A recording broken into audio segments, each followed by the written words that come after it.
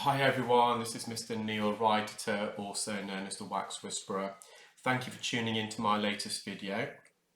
For anyone who doesn't know who I am, I'm a UK-based consultant audiologist and clinical ear care specialist. I'm also the founder of a company called Clearwax. Clearwax are the developers and manufacturers of the iClearScope, which is the device that we use to view, visualize, inspect the ear whilst we're removing the wax. And we also have an online website where if you're in the UK you can enter your postcode or city or town and to find and locate your nearest earwax removal specialist. So I've decided to do a quick compilation of 3 patients today. This is the first patient and this is the patient's right ear. And you can see the wax is quite glutinous, it's quite sticky. The patient had been using, I believe, some hydrogen peroxide drops prior to attending. I do find that hydrogen peroxide drops have this effect on earwax. It makes it quite mushy, almost like mashed potato, which therefore makes it quite difficult to suction. So I think in a moment I'm going to try and change the consistency of the wax. You can see how blocked it is. It's fully occluding. It's really completely created an airtight acoustic seal around the ear canal. So I've just instilled some olive oil earwax drops and immediately it's changed the consistency of the earwax. It's not blocking the tube, the suction tube for one, or not blocking it as much. And what the olive oil would do, it almost binds the wax together. I always compare olive oil and the effect it has on earwax to how an egg helps to bind up all the ingredients if you're making a fish cake or potato cake, which is great because the quicker we can remove the wax, the better for the patient, obviously the better for myself as well. It's not as always as even if you do fill up the ear and soak the ear with olive oil for hours, well, not hours, but I've done it before for about 20 minutes with a patient. Sometimes it still doesn't work and we just have to get the patient back, but that's quite rare. So I would say probably 1 in 50 I have to get back for a second appointment, which is quite a low rate really. So it's 2%. There we are, I've got all the wax out. You can see the tympanic membrane, the eardrum, just some residual wax on the anterior canal wall, so that means the front part of the ear canal. We just have to be very delicate, so it's a bit of skin actually, a bit of keratin that's oxidizing, it looks like earwax. You just have to be really delicate, just want to really avoid touching, making direct contact. The eardrum's visible, so posteriorly the eardrum is some dead keratin that's forming on the eardrum. You can see a yellow patch, that's fine, that will naturally shed. Again, I'm just mopping up near the entrance. All this, it's not really going to improve the patient's hearing per se, but it's right lateral, so it's on the cartilage portion of the ear canal, so I can put a bit of pressure against it. If we were doing this on the inner 2/3 of the ear canal, so before you saw I was delicately and gently removing some dead keratin off the canal wall, that was more on the bony part. We wouldn't be able to remove that in the same way. I just removed this lateral piece of wax.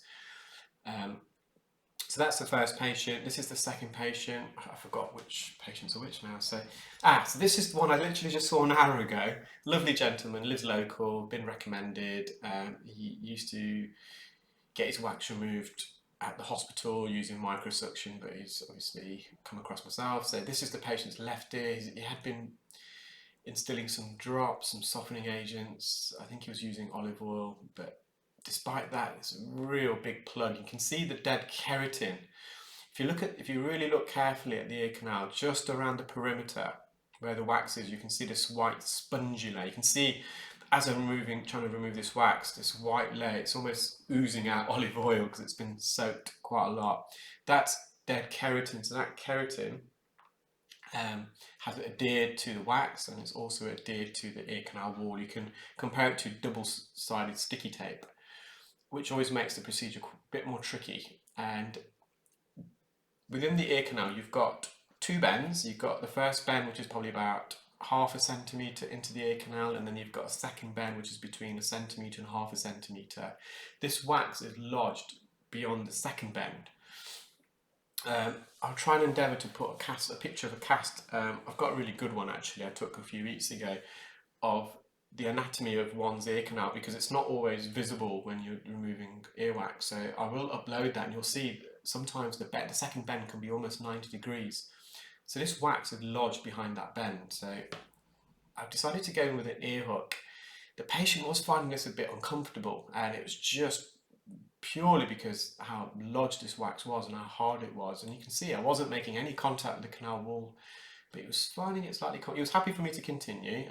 The alternative was just to carry on vacuuming, and I don't think that was going to really remove this wax. So, well, I've just shredded this bit, so I'm just trying to remove this. But you can see, even with the Zollner suction probe here, I've loosened this wax. It isn't coming. So in a moment, I was trying to avoid the ear hook again because he did find it slightly uncomfortable. So I went in with some forceps, but the forceps really weren't cutting the mustard either. So at the end of the procedure, I had no choice really but to put the ear hook in, and we did get the wax out in one big lump. But the dead skin, as I removed the plug of wax, some of this skin, the layer of skin, has also become detached from the canal wall, and you'll see blistering. So there was no active bleeding, there was no cut, we didn't cause any trauma ourselves. It's just the physical removal of the wax and the keratin that came out with it.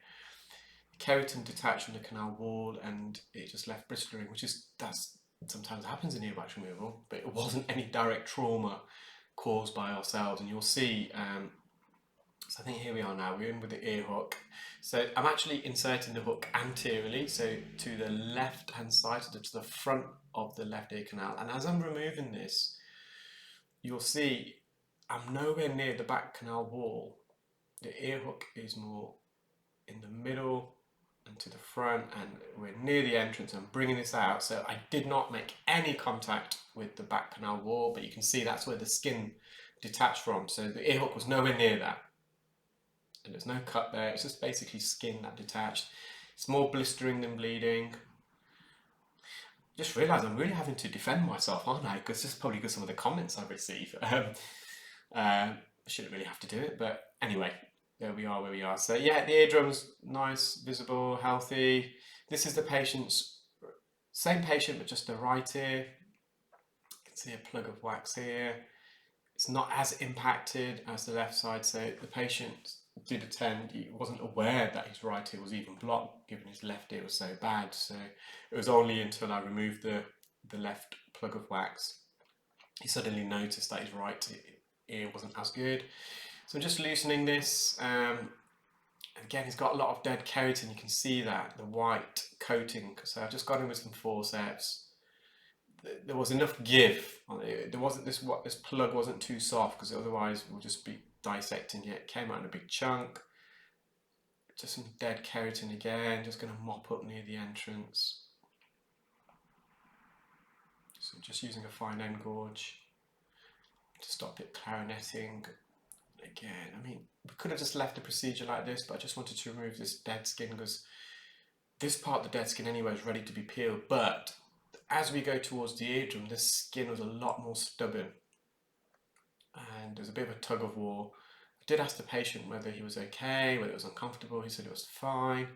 There was no clarinetting because I used a fine end, so the patient was really unaware what I was trying to do in the ear. Didn't feel anything at all, but there's a bit of dead skin that we left behind despite my best efforts again. So it may look easy on a video, or just a bit of skin there, why don't you just pull it out? Well, it's not as easy as that, believe you me.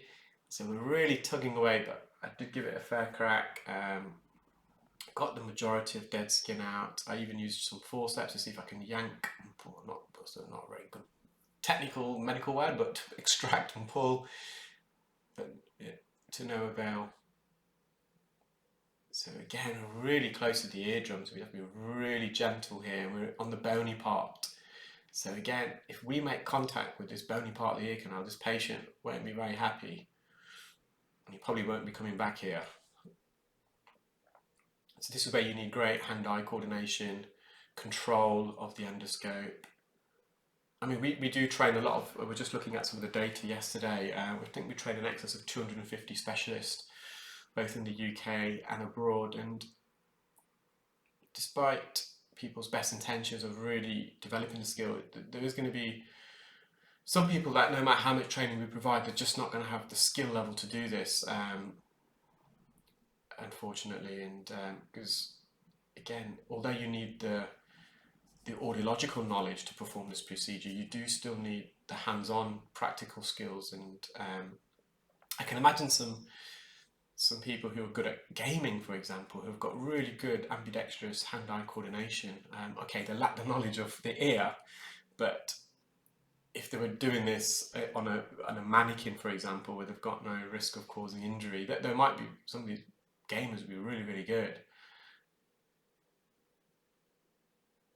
So just going with some forceps. These are the fine end shaft 5mm forceps because we're going quite deep. And again, pulling at it, it's not ready to come out. So after this last attempt, I just left it. It's not going to cause the patient any problems. Got the majority of the dead skin out. Lovely healthy tympanic membrane, good light reflex. You see the incus, which is commonly known as the anvil, which is the second of the middle ear bones. There's the remnant, so it's just weighed in at under half a gram, so 460 milligrams. And this is to the last patient. This is quite a quick one, just thought I'll add it in there, otherwise this video will be surplus to requirements because I wouldn't be uploading a short video like this on its own. So this is the patient's right ear. Patient had been using some drops, so it came up really quickly and easily. Been using some olive oil drops, I believe, some dead keratin there. I'm just going to mop up, and again, a lovely healthy eardrum. And then we're going to switch to the left side. So this side, the patient hadn't been using any drops. The wax is a bit stickier and drier. So it's a bit more of a, I need to tug this. A few cilia, which is slightly obscuring the view, but still safely remove this. So just, you can see the consistency, the difference. This is really a sticky, gluey type of substance. Just releasing it from the canal wall.